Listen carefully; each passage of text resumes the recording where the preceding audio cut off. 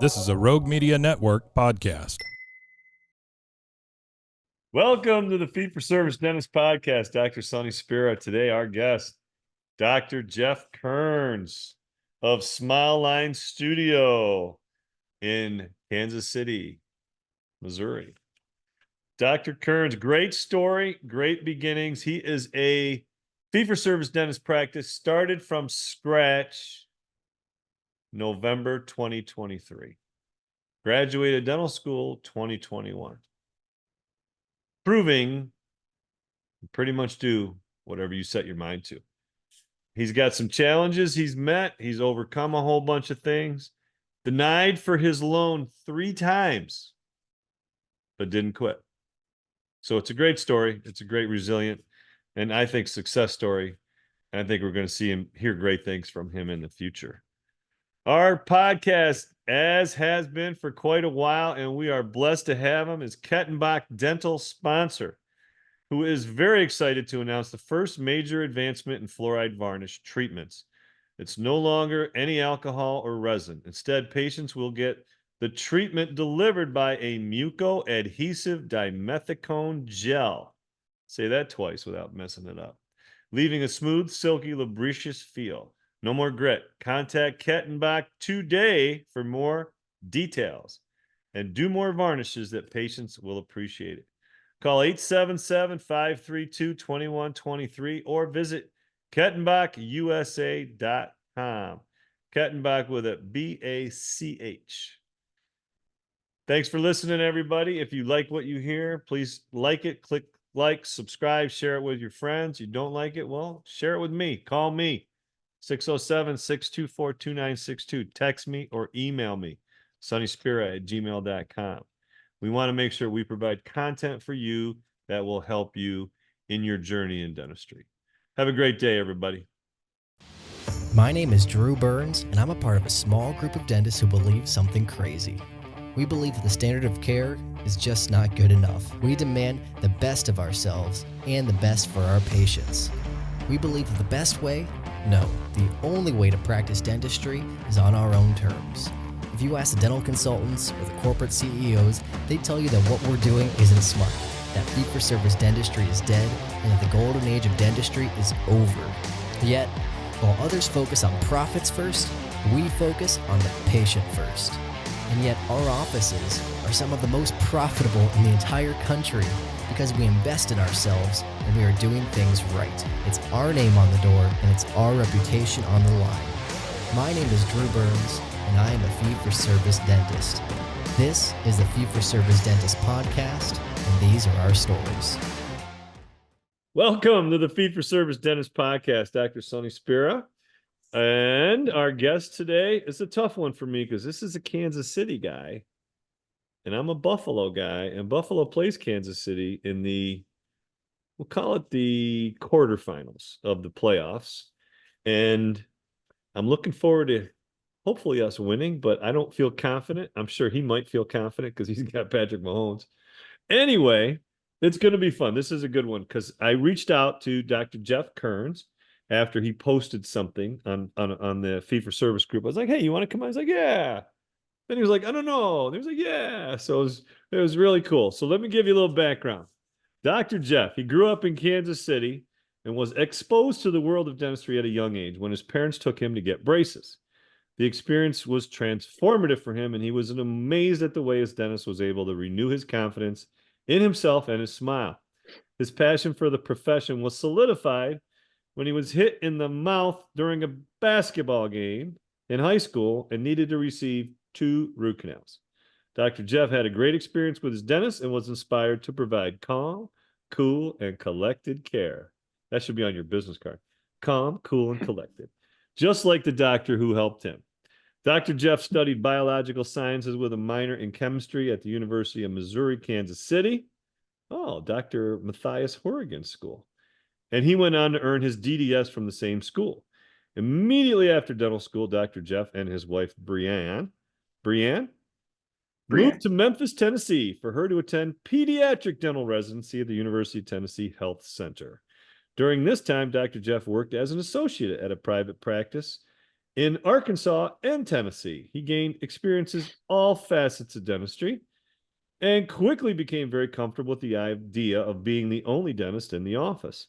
He had a great mentor who gave him the confidence and support he needed to really develop his skills. We're going to touch on that for sure. Dr. Geoff's passion for helping people out of pain and restoring their confidence has only grown stronger as he's grown in his dental expertise. As an implant pathway trained member of both the ADA and the Kansas Dental Association, he continues to hone his skills through advanced education courses in an effort to always provide his patients with the exceptional care they deserve. When he's not in the office, he enjoys golfing, playing with his 2 dogs and 2 cats, trying new restaurants with his wife, and cheering on the Chiefs and the Royals. Please welcome Dr. Geoff Kerns. Dr. Geoff, how you doing, man? Good, Sonny. Thank you. This is awesome. I've been listening for a while, so it's always been in the back of my head that it'd be cool to get on here. That's awesome. I'm glad you were receptive to it. And the one thing we don't have in here, we got to tell everybody, you did a startup. When did that startup start? The idea of it started back when I was in Arkansas, but construction started July 2023. We had some small delays and ran into the holidays. So we passed our final inspection November 27th. And so we've been going since then. So we are basically 2 months, counting all the Christmas and all the holidays, maybe more like 6 weeks. Yeah. And it's hard to be patient. It feels like it's been a year, but yeah, people keep having to remind me, hey, you just started, man. Well, let me ask you, just right off the top of my head, does the final product represent what your vision was? Yes. I mean, my office, from starting the architect and design phase, getting digital renderings. I have digital renderings on my website still, just because I'm waiting for my professional photos to come through. But people look at the renderings and they're like, oh, wow, this office looks really nice. I'm like, well, that's actually a rendering. But my office does look like that. So the idea of it came out very, very, I guess, like we had planned. And really, I feel like daily with the amount of patients we're getting and getting comfortable with my team still, we kind of change things around. It seems like every other appointment, hey, let's try this or let's try that. So we're still kind of developing our systems, definitely. But for the most part, I do feel like I'm practicing dentistry the way I had envisioned when I started. How about just the office itself? No patients are in there. The Okay. layout, the design, there's a couple things I'm going to ask you about, like very specific, because most everybody has one little thing that this is mine. Like this was I wanted this. Talk a little bit. Talk a little bit about how is it representative of what you pictured? Physical layout. Yes, it's very, everybody would say their office is very clean, but I have one massive treatment room. It is, I want to say 150 some square feet. And I have a chair and cabinetry in there, but then I also have a small 2-person desk there. So it's kind of an operatory and a consult room in one. And it has a big glass wall with sliding doors. So the aesthetics of it is really nice. It's open. And then my big thing was making sure that every room had a door, because I couldn't stand in my past office, open bays, talking to somebody, walk over to the next room. Hey, how you doing? Well, I'm doing better than that guy. So I never liked that too much. So doors, privacy, my space is 1,700 square feet. And when it was white boxed and I was walking through it, I'm like, this is going to be way too small. But the layout and the layout, I only have 3 rooms, but the layout they ended up coming up with, I've got probably 14, 15-foot tall ceilings in there. I love that. I absolutely. There's a little bit of a diagonal. There's a little bit of a diagonal to it. I have black ceilings in the ops and in the hallway. So it came out amazing. I love my office. Okay. When you say they, who's they? So I didn't do it the cheap way, that's for sure. Kapler Design out of North Carolina and Germany, really, they did my architect and design and project management. So Wow. So like the along with construction project management? yes. So I mean, it was an added fee, but being young and remote from my site, because I started this early 2023 with negotiating on my lease and getting my loan and everything hammered down. So being away and also working full time, there were every day, if I had a meeting, I'd take my lunch at 1 and I would try to nail meetings at 1 o'clock. But there were times where I worked through lunch, completely missed meetings. So it was nice to have them kind of help manage the construction part, say, hey, we're working on this. If we only come to you if there's a problem or we need an answer. And so it was great at times. At times I was butting heads with them that I didn't think they were working hard enough. But Wait, butting heads with in the end, the group that with you hired out of North Carolina? Kapler, yes. Okay. Solely because they were butting heads with, it was more so when I got back to Kansas City, but they were butting heads with my general contractor. I mean, I would have my contractor calling me, telling on them, and then I'd have to call them, get their side of the story, playing like babysitter almost at times with grown-ups. Referee. Yeah. Like mediator. Yeah. But yeah, no. So I use Kapler, and then of course they push their cabinetry, which is beautiful cabinetry. My Henry Scheintex absolutely hated me for it because everything's in German and they don't send American or English instructions on how to install. But no, it turned out beautiful. I really love it. Okay. Do you let's stick to this for a second. Let's stick to this theme now. Okay.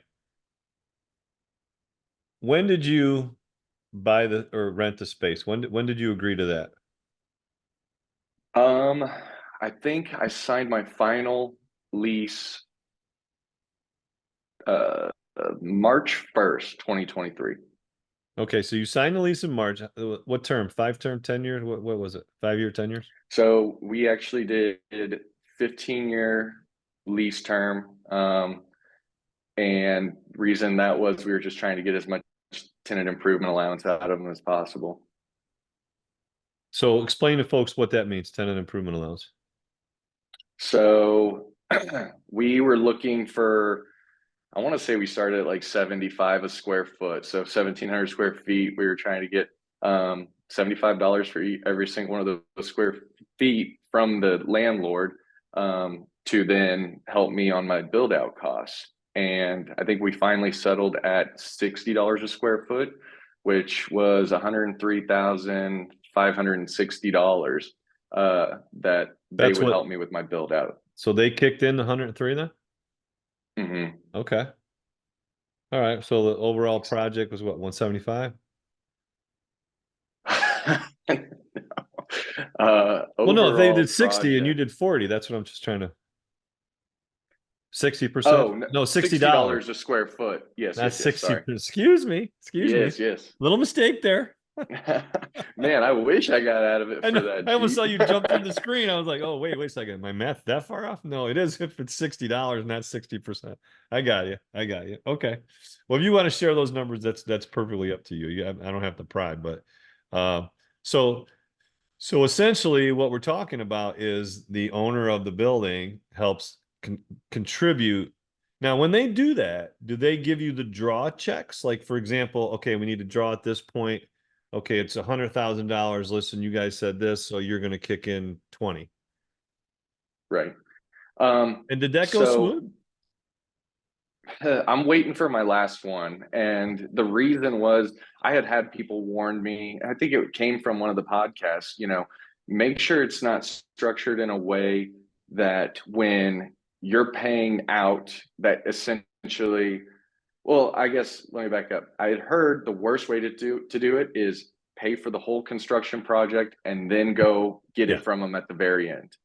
that's hard because then you're tying up your working capital and you're waiting for that money to come back to you. So that was what I didn't want to do. And I had my attorneys, or I thought I did, have them drafted up in a way that we wouldn't run into that problem. And so that's one thing in this whole, well, there's a million things with this whole ordeal or process that I've been like, man, somebody needs to write a good book because dental school doesn't get us ready for this kind of stuff.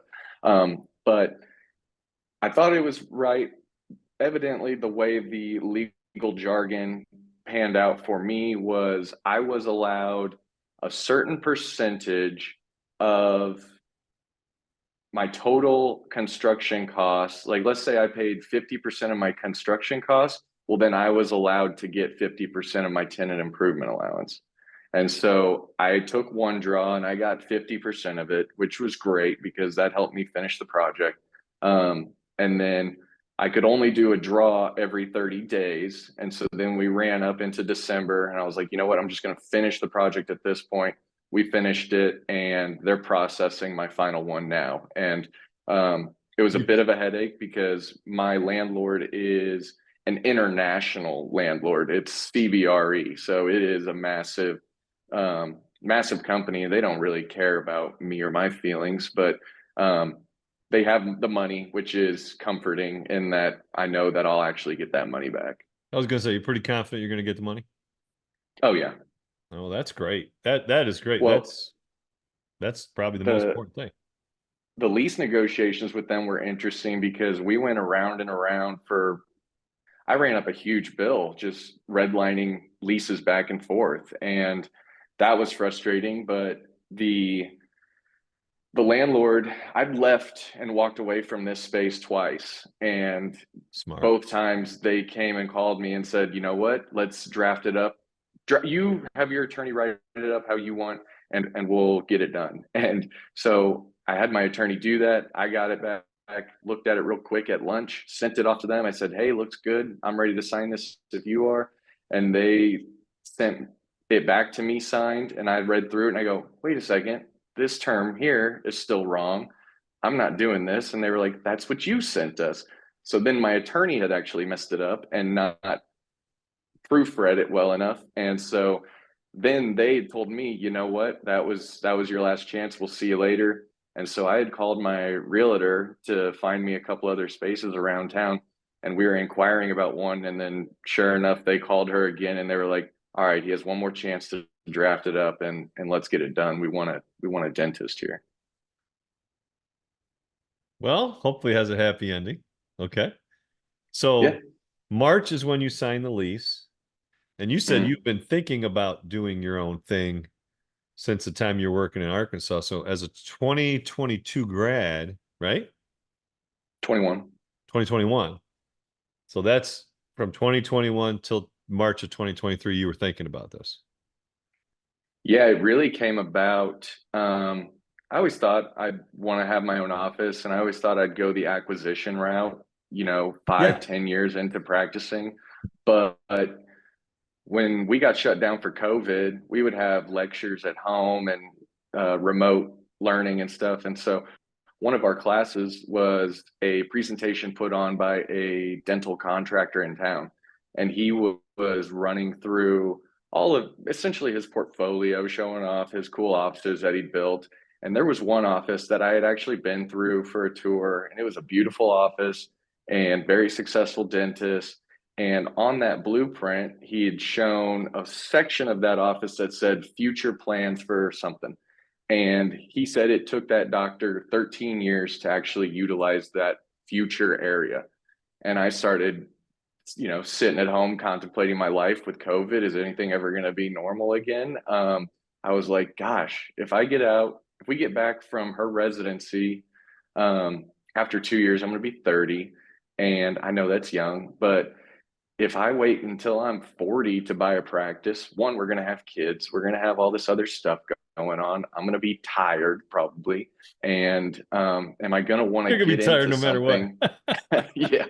Am I going to want to get into something that is going to take me 13 years to maximize, where it's like, or I could rip the Band-Aid off at 30 and, you know, enjoy all that my hard work, hopefully at 40, 43, 45.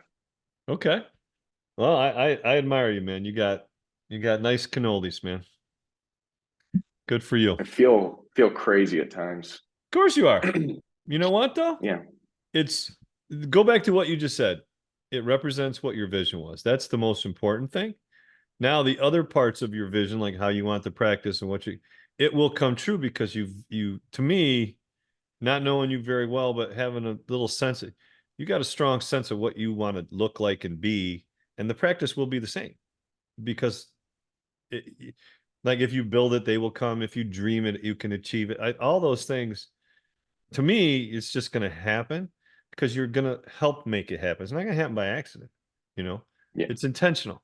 So I have no doubt, but it's really amazing. So what you talk about a mentor in your journey, having a huge impact. If you want to share his name, her name, feel free, Yeah. but just talk about what that looked like. When people throw the word mentor around way too casually, and I think 90% of them are not really mentors, you know.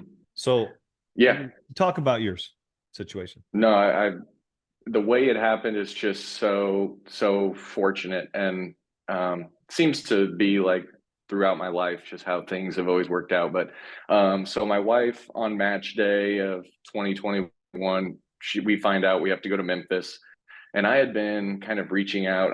I knew what cities she was ranking and what schools, and so I was talking to some DSOs like, hey, do you have offices here? You know, I'd like to make sure I have a job. And then we got surprised with Memphis. And so it was like, oh, we're going to Memphis, which it's an amazing program for her. So we were like, all right, let's do this. But I didn't have any connections in Memphis. So what the heck am I going to do? So I was just walking through, or no, my wife was walking through the hall of the school, and one of our classmates stopped her and was like, hey, does Geoff have a job or know what he's going to do? No. Well, hey, here's a phone number. I know he is a big dentist down there. Give him a call and see if he can help him find a job. And so I texted him. His name's Todd Higginbotham. He's the man. But I texted him. I said, hey, my name's Geoff Kerns. I'm moving to Memphis in June. Like, I'm looking for a job. He said, I'll call you tonight. We talked for probably 30, 45 minutes, just making sure, I guess, we were both normal people. And then, so match day was in January. In March, I planned a day to drive down to Jonesboro, Arkansas, where he has like 8 offices, but that's kind of where he headquarters out of, in Jonesboro. So I drove down there to shadow him for a day, and it was just instant. It clicked. I was like, this is where I have to be. Like, he just so happened to have one of his other associates in the office that day, and he was a year out. And every time that associate left the room, he'd say, you know, that guy's killing it. Like, he's a year out. He's on pace to produce this and that and the other thing. He's doing this. He's very good at this. And then whenever Todd left the room, I'd ask the associate, I'd be like, hey, man, is it really like this? Like, is it really actually like this? And he's like, yeah, this is it. And so when I say, is it like this? I mean, the associate was busy. He had a full schedule. He was doing everything. Things weren't getting taken from him.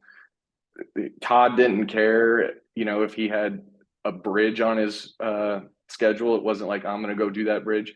It was very hands off. I want my associates working just as hard as I am. So, yeah, when I heard that, I remember driving home and calling my mom, and I was like, this is it. Like, I know this is right. And sure enough, we moved down to Memphis in June. And I mean, we got married at the beginning of June. We graduated at the end of May. We moved to Memphis, and then I started work like 7 days later. So we crammed a whole lot of big life events into like a month. Did you buy a car by any chance around there? No, that came like a year later. Okay. But yeah, no, I started, and my first week he walked in. He was like, hey, have you ever done a molar root canal? And I was like, no, I did one premolar in school, and I had a lot of help with it. And he's like, all right, well, I'm going to find you a molar this week. And Sure enough, 3 days into working, he was like, "Hey, there's a molar root canal in that room. Go in and do it." He's like, "Take your time. I'm here if you need me, and go." And so I actually walked into that room and I sat down, and there was an assistant there who had only been working for about a month there. And she was like, she sat down, she goes, "This is my first molar root canal." And I go, "Me too." And she said, "All right, well, we'll figure it out together." So What did the patient say when he heard this, or when she heard he was this? in the bathroom. Oh, I was gonna say that's not good for him to be like, "Hey, let me tell you, this is my first one. Oh, this is my first one. And feel my first one too, but I would rather something." Yeah. No, but I mean, we nailed it, and it was awesome. So it was really cool. And so my first 6 months at that associateship, I was on a daily rate, and I mean, he worked me hard for my daily rate, and it was amazing though, because got a lot of experience, got really comfortable with real world dentistry, I guess. And then about month 5, he kind of pulled me aside and was like, "I have another office that the dentist is leaving at the end of the year. She's the only one that's out there right now.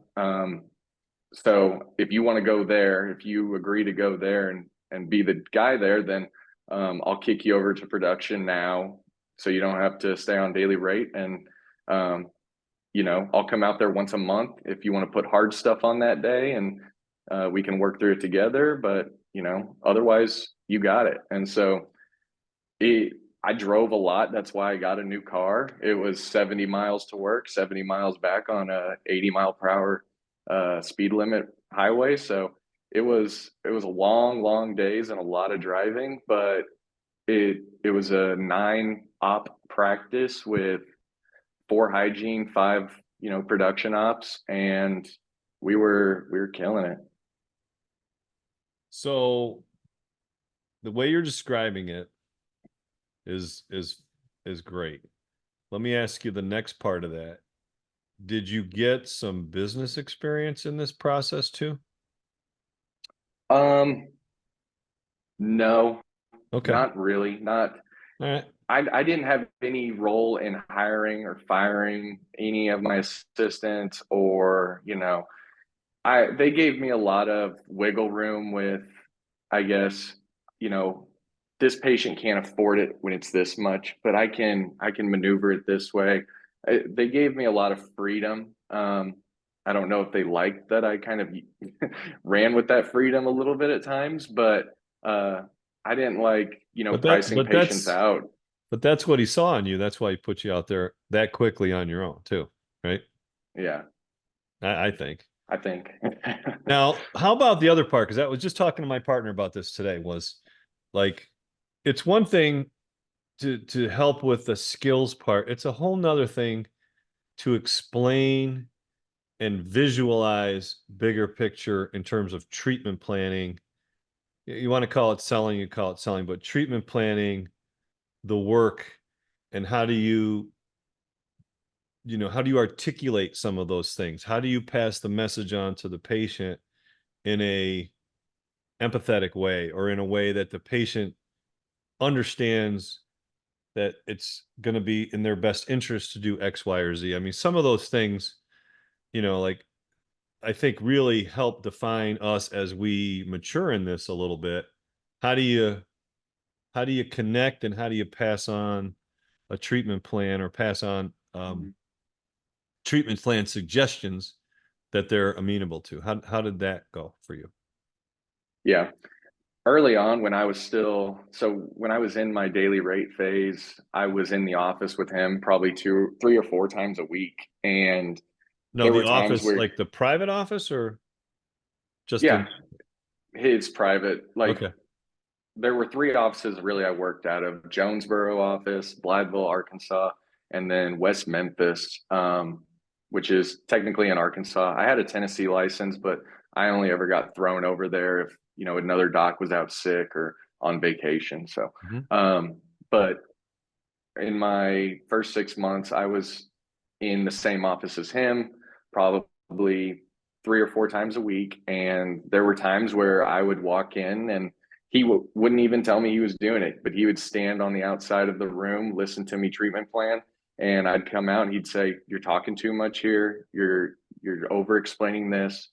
You know, let them know this and that, but get out." And same thing with like extractions. I mean, he would walk in and say, "This person's getting 20 teeth extracted and getting an interim denture today. You're going to go take them out." And so there was one time, probably a month or two in, I was 2 hours into trying to get teeth out, and he stopped in. I was like, "Hey, can you like help me get these last few out?" And he's just like, "No, it's good for you," and walked away. So he always gave little tips. He was always eavesdropping that, you know, "Hey, try treatment planning it this way. Try treatment planning it this way." Try explaining it to him in these terms. And so it was really great. And he was awesome to just sit and talk with and have him explain, like you said, how do you treatment plan something for someone who, one, in Arkansas, especially Blytheville, Arkansas, low income, very impoverished area for some people. And you have to be compassionate, but you also at the same time have to be firm and make them understand that this is important. This is your health. That's exceptional value right there. The fact that he's eavesdropping, what he's doing is he's recording your conversation himself, and then he's allowing you to hear it back somehow, some way. That is on the spot, like at the point of attack help. That's really good, because most of the time in a lot of practices, people are busy being busy and they don't have, or they haven't accounted for the time that's involved with. That's truly mentoring. That to me is not helping you be a better, it's being not being just being a better dentist or technician, but a better doctor, a diagnosis, a treatment plan that's acceptable. Then you're going to act on delivering it. That's the trifecta, right? It's not just, "Oh, you're gonna need a root canal or a crown," you know. No, it's like this. And I do agree that I find, and I don't ever want to stereotype, but I do find, I know what I did when I was younger in this profession, and I just verbal diarrhea. And I remember listening to Howard Ferran. It was like, time to shut up. Let the dental assistant treatment plan it at this point. You know, stop talking, and more or less is more. Yeah. Because there's that awkward silence, and nobody wants the silence. Right? Yeah. You need to stop and let. It was hard because like I loved practicing, but at the same time running around that big office with as many patients as we were seeing, and we took every insurance under the sun, it felt like. That at the end of the day though, I was like, I'm going to get burnt out doing it this way. And I always had my challenge patients that loved when I sat there and over explained something to them for 30 minutes. And my favorite patient isn't the patient that comes in and says, "I need this, this, and this. Here's my credit card. Let's go." My favorite patient is the older lady who walks in and is like, "I hate the dentist." And I'm like, "Let's go. I've got you." That's my favorite patient, because by the end of 2 or 3 months of treatment, we're sitting there joking about how she hated my guts on the first appointment. So, yeah. Patient for life is what you have. Yeah. And practicing that model, I was like, I need to slow down. I like when I slow down. My favorite patient of the day was always my first patient because I wasn't behind. So, and less is more in the end, right? Yeah. So the practice you just described, the practice that you're in, is not a DSO, but it's a PPO, accept every insurance. Was there a Medicaid component too? Were they taking public assistance? Yeah. So it's just a different practice. Yeah. And in Arkansas, it's interesting. Like they have to sign up for it, obviously, but up until the age of 21, Arkansas kids, Medicaid, Medicare will cover essentially everything. So if I saw, they wouldn't do root canals and stainless steel crowns on second molars, but I did hundreds of root canals on, first molars forward. And that was awesome. Wide open canals to practice root canals on. And I hated putting stainless steel crowns on them because that's not a good long-term solution. But it got him out of pain, and it fixed the problem. It was a good Kept the experience. tooth. Yeah, You know? for now. Yeah, like here, I think the children's Medicaid covers decent up to age 16, and then that's it. So after Yeah. 16, and then once you've extracted, let's say 3 or 4 teeth on an arch, they won't pay for partials. You have to extract the rest of the teeth, and make a full denture. So it's very, it used to be, we haven't been in Medicaid since they went to their HMO provider program. And then the patients that we did have, we had to say, we can't treat you. They just eliminated the possibility to even come here. So Right. We did keep about a handful, you know, but they were not part of the HMO. It's just weird. It's weird how they do that Medicaid. Okay, so now let's get back to, you're working there, you're getting your skills. Obviously, you're going to be getting your speed up and your confidence, right? And now your case treatment planning acceptance. At what point did you tell the doc, listen, I'm going to do my own thing? Or did he know that you were leaving when she finished her residency? What was that understanding of your time frame? Yeah, that was something at the end of my time there. I was so thankful that I had done, because when I went for my shadow visit to him, I said, this is 2 years. Like, I'm going to be here for 2 years, and I'm going to go home. And he was totally on board with it, and never took any work away from me towards the end. I mean, I worked full schedules up until the day I stopped. So it was just such a great situation. I know so many people have bad associateships, and I mean, I have some friends from dental school who have bounced around between a few, and not saying that they're a bad dentist, but they just got into a bad situation with another bad doc, and I'm just very fortunate, I guess. Well, once you get to the point where you have to question ethics in what you're doing because of either limitations or constrictions or pressure to do certain things, there's no going back. And I'm a firm believer in that. So even though you worked in maybe not the most glamorous of jobs, but all the other components are there. You're doing quality work. You're doing extensive. You're doing pretty much all phases. You're getting a vast amount of experience from a sounds like an exceptional doctor. So that's awesome. And then that translates. And now, you know, your posture is good. You sit up straight. You have confidence. You have confidence that you're providing exceptional care. And, you know, that's absolutely what we should be doing in this profession for the next generation. But it's going away because it's business, it's corporate, it's not mom and pop anymore. And it's why our level of trust from the public is plummeting. Just a lot of different things are happening that are not pleasant, you know. So talk about now. So he knows you're leaving. What did that look like? And so you signed the lease in March. You probably left in, I'm guessing, July or August? We moved back to Kansas City in June. June. Okay. Along with my lease being signed in March, I had 9 months of free rent. Did you work from June to March?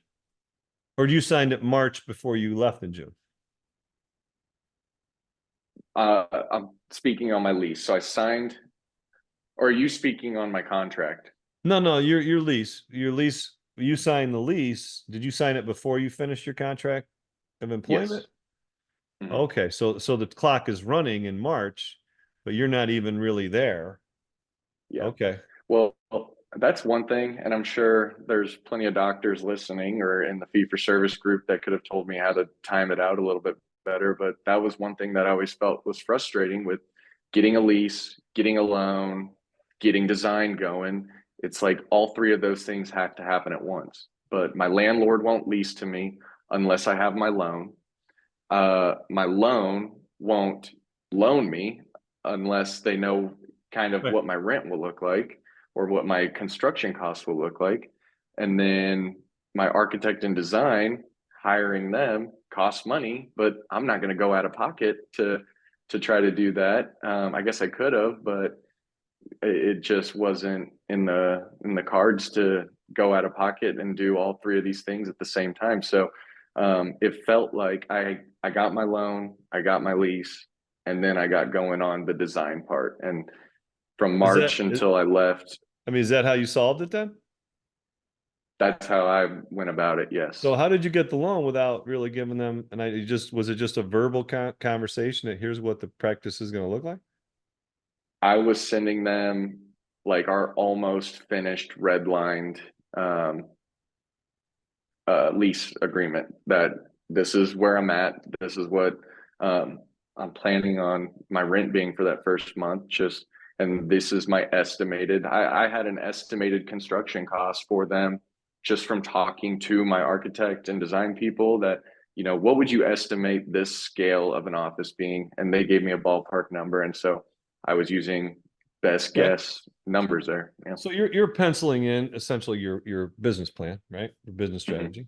Because they have to. They can't loan it unless it's really, really old fashioned and it's like, hey, my dad played golf with your dad, and hey, here you go, oh shucks.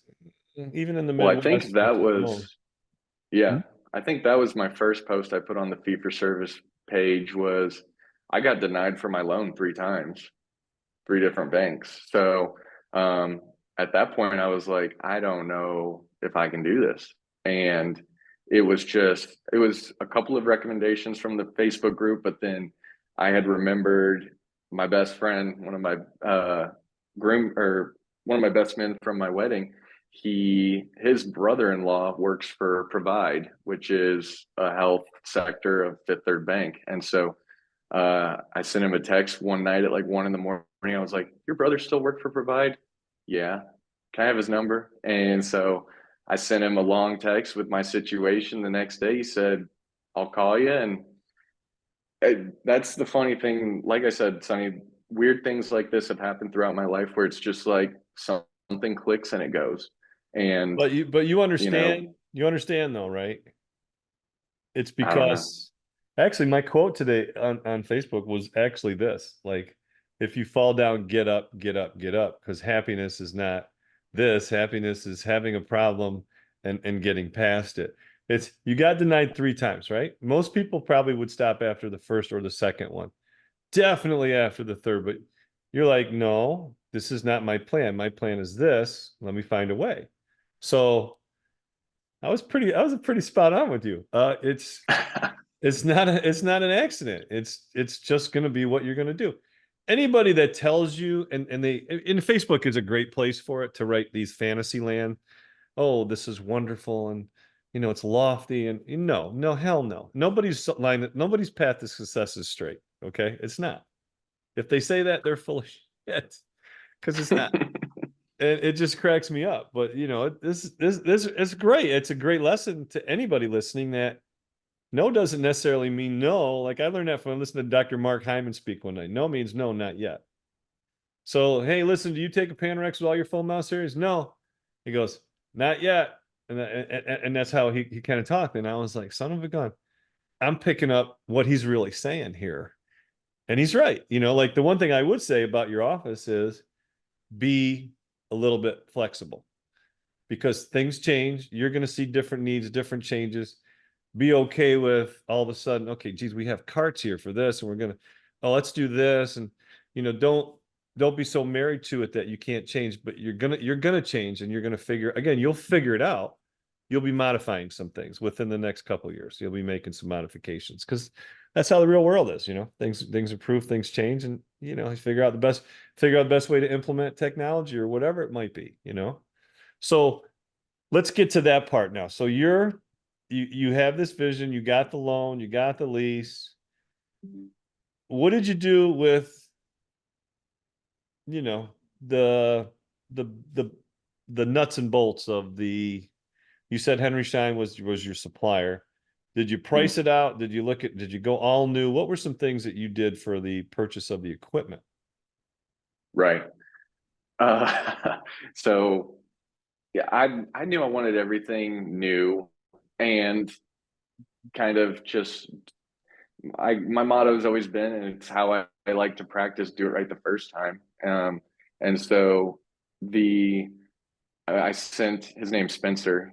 He's very popular around town. He's the man. But I sent him. I was like, hey, I really want, top of the line chair. And he kind of said, okay, I'll price it out. He came back with the price for 3 top of the line A-deck chairs. He goes, your whole equipment budget's gone if we get these 3 chairs. So I was like, well, we have to maneuver. So I ended up with some new DCI chairs, and Yeah, which one'd you get? I couldn't tell you. That was a long time ago, but It's the most popular chair in the country. I like them. They're really, really nice. And you got the foot pedal down? Because man, I struggle with that sucker. Oh, it's great. It's smooth. It drives me crazy because I'm used to being able to move 2 things at once with the chairs I know. Now you can go up and then recline, so I'm like, okay, I can't go in the corner and get it to do this unless you program it. But so okay, let's go to that point you just said, that you had a budget for the equipment. Mm-hmm. What was the budget? Do you mind saying what your budget was for 3 rooms of equipment, full everything, all in, compressor, suction, you name it? Yeah. I think what I could pay out of my loan was $250. Okay. At the end of the day, I ended up financing through Henry Schein another, I think, 70. Okay. And so I really thought you went 25, 30% over budget? Yeah. I mean, the whole project was over budget. Yeah, it always is. It always is. Yeah. So you're in it for about 320 for the equipment. What were some of the purchases? Let people know. I mean, what'd you go for suction? Did you go dry vac? Did you go regular? What'd you get? I believe we got a dry vac. I think I only having 3 chairs, my vacuum and my compressor fill my utility closet. And I'm like, how many ops could this thing do? And the techs are like, oh, you could probably do eight chairs. So we've got great suction. We've got a great air system. I got Acteon imaging. I've got a CBCT. I had an Acteon imaging. Is that the sensors? Yes, it's an Acteon digital sensor. I have an Acteon intraoral camera. I had an Acteon handheld X-ray unit, but evidently they're not allowed in Kansas, so they swapped it out for me for a Nomad. Which is another handheld unit, but you have handheld. Yeah. Yeah. Mm-hmm. How many you got? And just one. Okay. But then I have the Acteon CBCT. And yeah, CBCT was my big thing, and my other big thing was not putting big X-ray units on the walls. I don't even have overhead lights on my chairs because I use my loops for everything. Okay. What's your staff look like? What's your team look like? So I have 2 assistants in office with me. They're amazing. Like I think I got super lucky with them. There's a rapport there, and there's also like chair side. My main assistant, Alyssa, she's really great at anticipating, and we've hardly worked together. So her past jobs in assisting, I think they did a really great job training her, and she's really receptive to a new doctor. And my other assistant that's in there is Damaris, and they're both kind of cross-trained to do front office, a little bit of everything. Damaris doesn't have a ton of chair side, but we're trying to get her there. But we had a gal named Damaris that worked for us. Yeah. I have never heard that name before, and I was like, oh my God. I wonder if it's the same person. So go ahead. But she's amazing up front, and I think she handles patients and checking them in and out really well. So they work together really well, and they get along. So it's kind of crazy to just bring 2 people from different parts of the city in, and they just click. And then I have a receptionist who's actually remote. She is a friend of a friend and was looking for something. And I reached out to her and was like, hey, I know you've never worked in dentistry, but I could teach you this and I can get you enough resources to where if you can answer the phone and we're busy in the office, if you can answer, schedule, make sure documents are in order and kind of everything's closed out by the end of the day. She also helps me a ton with my marketing and kind of online presence. So she's super smart with that. And I think it's worked pretty well having somebody remote. And if she has a question, typically it's we'll call you back or somebody will reach out with an answer. This is But the first it time. was a First time for me to hear someone with a remote. Just the word receptionist. Who are you receiving? You're not even there. But the way that's true. the way you describe it, I'm starting to try to picture it in my own head. So the way I set up our phone systems is during our business hours, her phone rings first. If she doesn't pick it up in 20 seconds, then it rings in the office. And I wanted it built that way just because if it's ringing in the office, we know we got to get it. I just never wanted it to be everybody's phone rings at once. And then it's like, nose goes, who's going to answer it? And it also kind of lets me make sure she's awake at her house answering. But she's in Canada and she bounces around. So she's not local. Otherwise, she'd be in the office. Gotcha. Okay. So do you mind? What do you need? What is your cost to stay open for a month or a week? However, you got it broken down? I'd have my month broken down probably a little better with all of my loans, pay. Yeah, your payroll. Yeah. I think my break even right now is about 27,000. Wow, I would think it'd be way more than that. Really?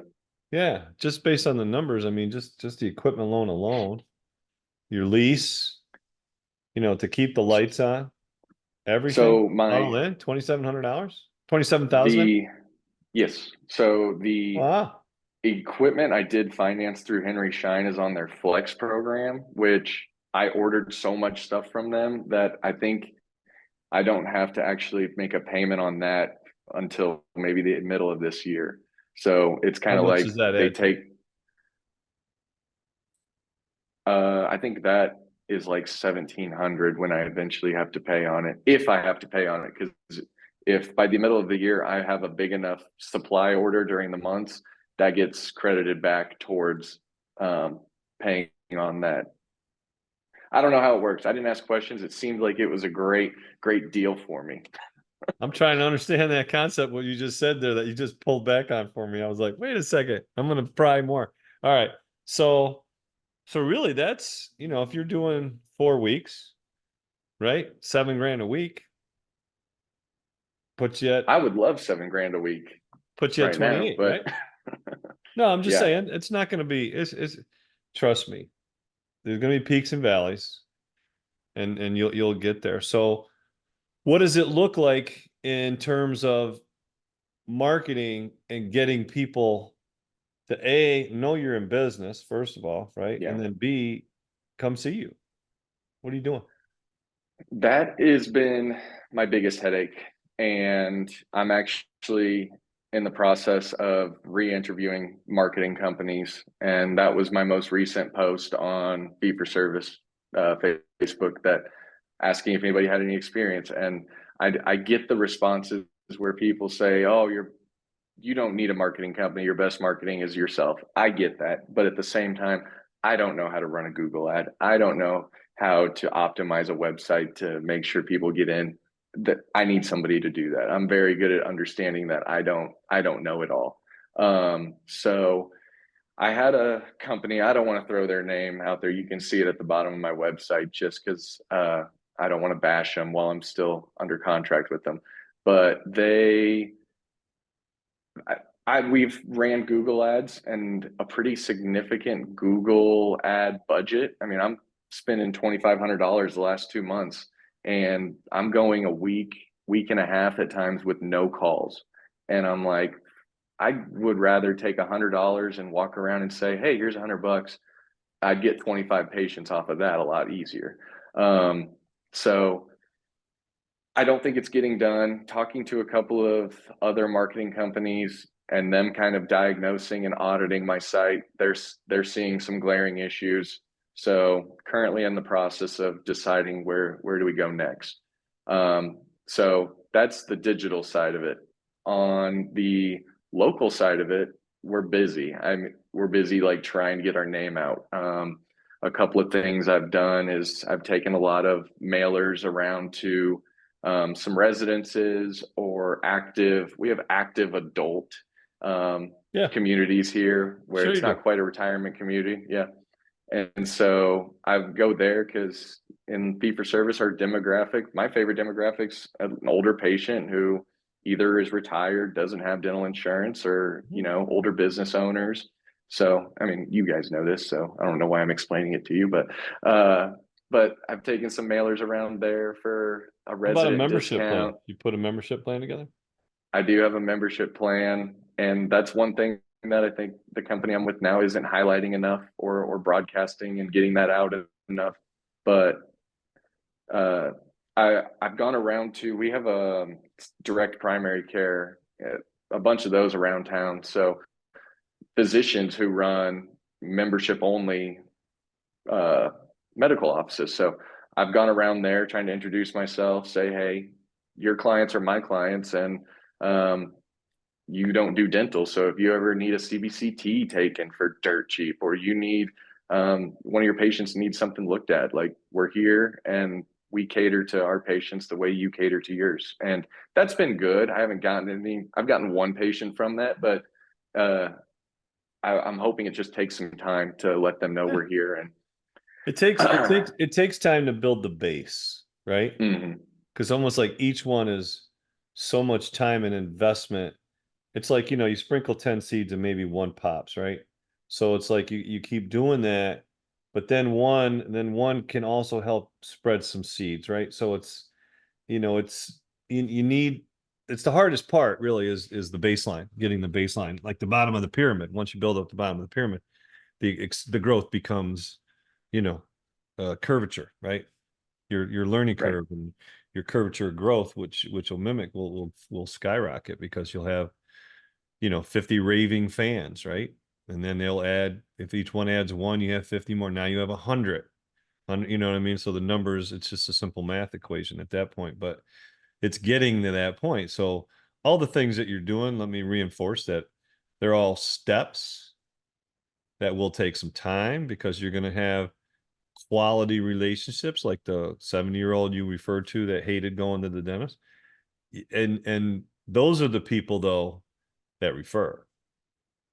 It's not the person who's cheap. The person who's cheap is not referring other people. Yeah. Okay. The person who's scared to death is the person who tells all her friends because she's proud of herself, or he, So that's what I found over the years. That's your money makers right there. So no, definitely. So there's your challenge, and but again, I just keep looking at it. And so you've been open a total of, would you say 6 weeks, maybe, with the holidays and all that? Maybe. Yeah. Okay. Now, are you existing on capital loan? Yeah, right now I'm still on my working capital, which is great. That I haven't ran out of that yet. I recently opened a line of credit just in case with my own personal bank, and I actually have a meeting tomorrow with somebody I have a relationship with in another local bank, not to open up a huge line of credit, but another 15,000, 20,000 line of credit just in case. Better to have it and not need it. Yeah. Than need it and not have it. Yeah. Right. So I'm also very fortunate because my wife is a pediatric dentist and is working. And again, I guess I get kind of jaded to the fact that I'm looking at some of my friends. I'm like, you guys should do this. And they're like, dude, we're young. We're trying to make money and pay for stuff. You have a sugar mama. And so it's nice to have a good support. That's good friends. That's all I can say. She knows them. So, but it's nice to have a good support system at home and somebody who's letting me kind of run wild right now.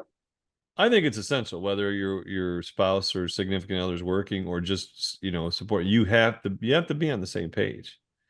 And that's one thing that I love my wife to death, and that's one thing that's really strong for us is she's in it. She's not working with me per se, but she's in it. Like I remember our cleaning people were gone and we didn't have a cleaning um system, and she was like Sunday, she was like, let's go, Erica. She grabs my middle one.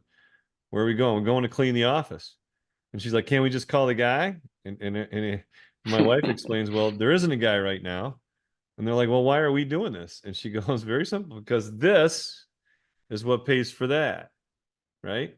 And my kids, they get it. Their work ethic is really phenomenal. And I'm super proud of that. But I think it comes from the house, and they see that the two of us are one. And I think your most biggest success stories, I think, have that support system, especially when you need to pick me up or you come home beat up. It's nice. It's nice to be able to talk to someone or at least have support, in your corner. Yeah. Oh, And no, in your case, you might have suggestions and ideas too. Well, right? everybody keeps asking, oh, does your wife work out of that office? I'm like, no, we talk about teeth enough. We practice. We have completely different styles of practicing. Like we would kill each other. Well, yeah, I would think because what you talked about is the pediatric model. You got the volume, and which I thought COVID would really, really put a ding in, especially as we went back on, like a retarded basis, like such a slow process, that it would really hurt the volume practices, which I think are your pediatrics by nature. Yeah. Wow. All right. Well, I think this is awesome. I got two more questions and we'll wrap it up. Okay. So Okay. what do you have on your menu? I know you talked about your implants and your training. What is your ideal scenario that you're looking for to provide? Yeah. So coming from the experience I had in Arkansas, right now, just trying to build a practice, I'll do anything from, I'm doing my own cleanings now. I don't have a hygienist. That wasn't listed in my team, but the doing everything is how I'm just hoping to get people in and keep people in. I guess my 5-10 year goal, and everybody says it, but I love the surgery side of it. So if I could be a surgery, implant, cosmetic type place, that would be amazing. But at the same time, that's why I never considered specializing, because I like the day to day. Hey, you're doing a filling today. Hey, today you get to do a root canal. Yeah. Me too. The variety. I soak it up. And I love the idea of being in a different location every day. It's like, yeah. Yeah. That'd be nice. So, no, don't wish for it. But one thing, it didn't happen intentionally. I know we were talking before the podcast and you mentioned Paul Goodman. So while I was still under construction, a doctor at my wife's practice had given her the information of a hygienist who had just moved to town and used to work for Paul. And so I was like, she has a fee-for-service background. That's amazing. So I reached out to her and she met me one day and we were talking. She is extensively Botox and filler trained. And so she's like, I've been looking for a practice to kind of facilitate out of, she's like, I can't do full-time. I got kids, but I would love to do a PRN basis type thing. And so I was like, absolutely. I had planned on referring out SRPs just because I'm probably not the best at SRPs. But she was like, no, keep it in-house, put them on a day for me, and I can do that.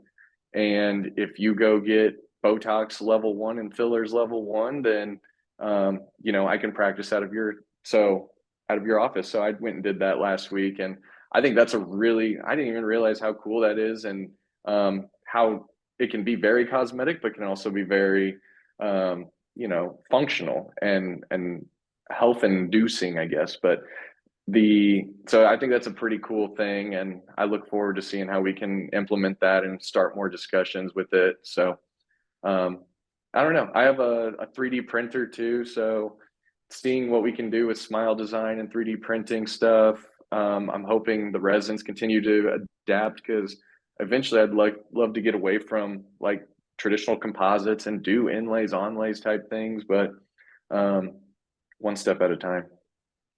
Awesome, man. I suggest, the only thing I would suggest to you is just write some things down. Put your just because think about all the things you just talked about, right? And there's going to be way more things, because now you have time. There's time on your hands, and that great big brain of yours is rolling, and it's good to have those little benchmarks to lift yourself up every now and then, look at it and say, okay, we're on track. Yeah.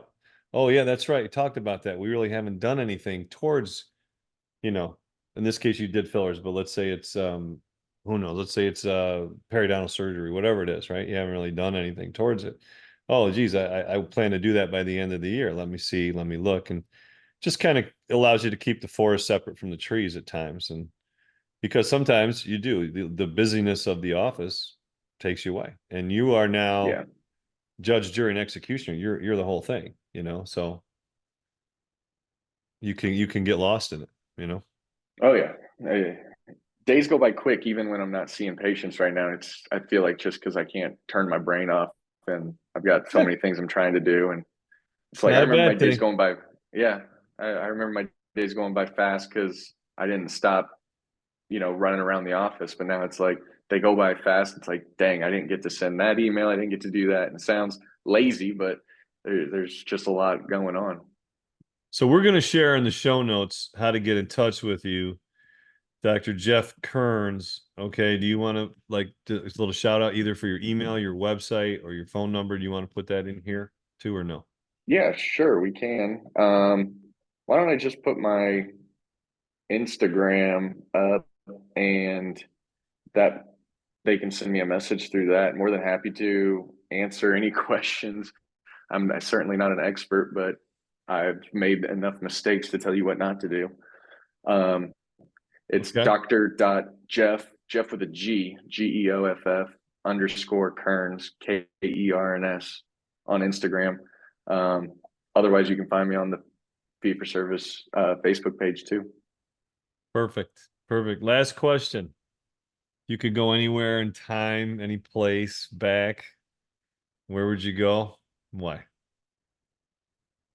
Man, you'd think I'd be more prepared after listening for so long. You heard this once or twice. Yeah. Oh, I'm probably one of those guys that peaked in high school when it came to sports, and my body not feeling like it's falling apart. You're just gonna come out and say that you peaked in high school? You're just gonna say that? My high school around town here, we're just known for being like just dumbly proud of it. So I love my high school experience, and played football and ran track, and I miss sports. So I'd probably go back and enjoy high school sports a little bit more. Not be so stressed about it, I guess. All right, last question I got to ask you anyway. Prediction for the Sunday Bills-Chiefs game. Score and results. Oh, you said you were nervous at the start, but you guys are hot, and Chiefs receivers, it just depends on who can catch the ball that day. I mean, Travis Kelce is having a hard time catching the ball.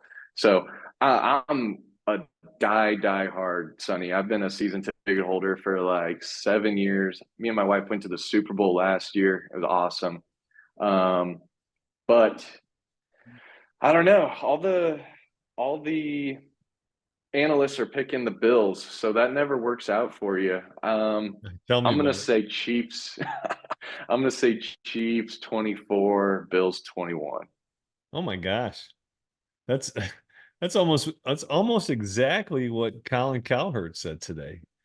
Though I'm not sure really? if it was 24-20. He said it's lower than that. I think he might have taken the Bills, but be interesting to see. It's going to be a tough game, and I take nothing for granted. We got so many injuries. We had a guy, our linebacker that finished the game, middle linebacker finished the game. He was packing his RV heading to Key West for some sun on Monday.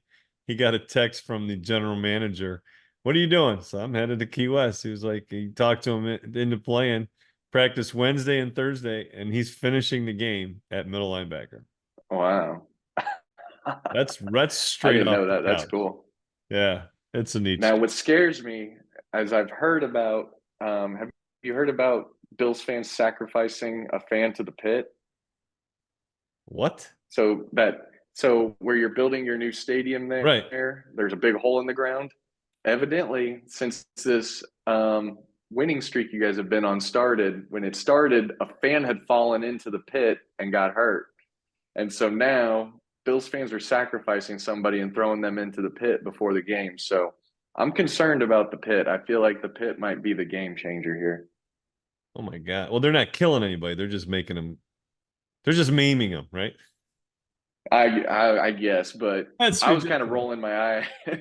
I was kind of rolling my eyes because over the past week, well, it's not safe for anybody to drive to the stadium. Meanwhile, Bills fans are jumping through tables that are on fire. I'm like, they don't care how safe it is. No, that horse left the barn a long time ago, man.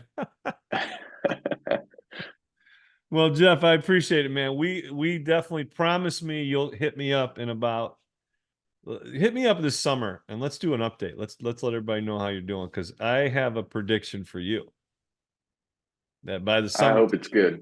by the summertime, it's going to be a different conversation, and you're going to be starting to figure out how you can fit people in, when your hygienist needs to come in. You're going to have your basic numbers met, and you're going to be looking at how to implement a number of different things into your office. So, Yeah, I hope I have something good to tell you this summer.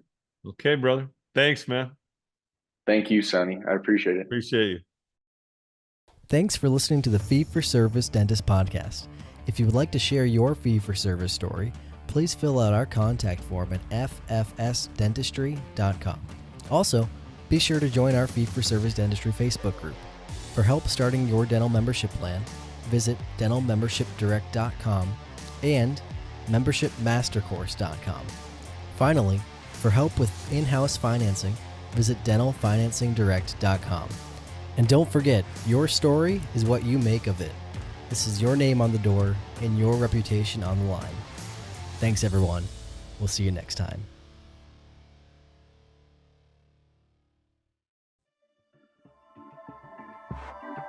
This has been a Rogue Media Network production.